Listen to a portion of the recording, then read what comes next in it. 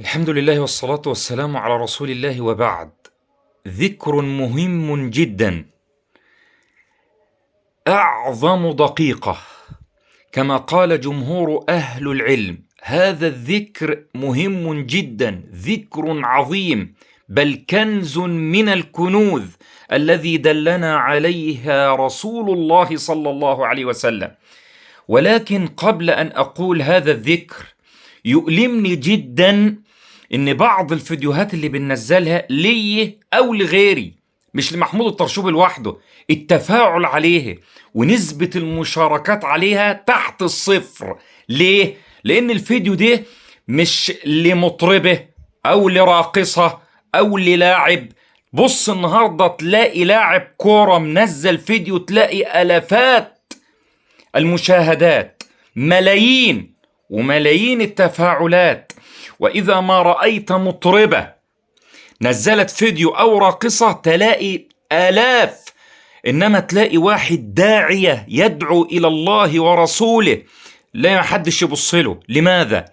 مع أن النبي عليه الصلاة والسلام يقول: الدال على الخير كفاعله. يعني انت ليك اجر الداعي، وما تعرفش لما انت تعمل مشاركة على صفحتك، لو انت ما عملتش بالذكر وتلاقي واحد تعمل مشاركة على صفحتك وواحد يعمل به من خلال ان هو شاف المنشور على صفحتك، لك الاجر. ما تعرفش، انت ما تعرفش الخير فين. هذا في ميزان حسناتك. ادعو الى الله عز وجل على قدر استطاعتك. حتى المنشور ما انتش مكسل تعمل مشاركة، مكسل تعمل تعليق عشان الفيديو ينتشر.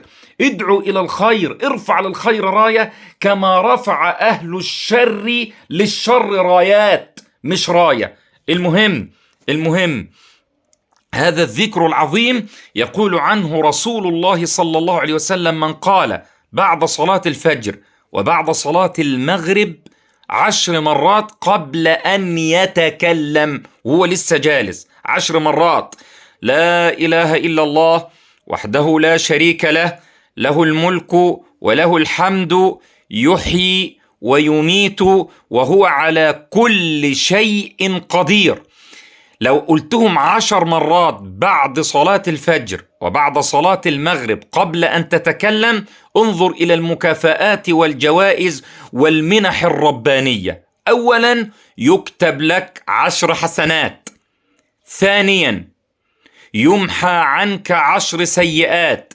ثالثا، ترفع 10 درجات. رابعا، كان حرزا لك من الشيطان طوال يومك حتى تمسي. خامسا، لن يأتي أحد يوم القيامة بمثل ما جئت. ما فيش حد يجي يوم القيامة في الثواب أحسن منك إلا رجل زاد عليك، يعني قال أكتر منك. ساعد في نشر الفيديو. أسأل الله عز وجل أن يوفقنا للخير، ونسأل الله عز وجل أن يجعل هذا العمل خالصا لوجهه، إنه ولي ذلك ومولاه والقادر عليه.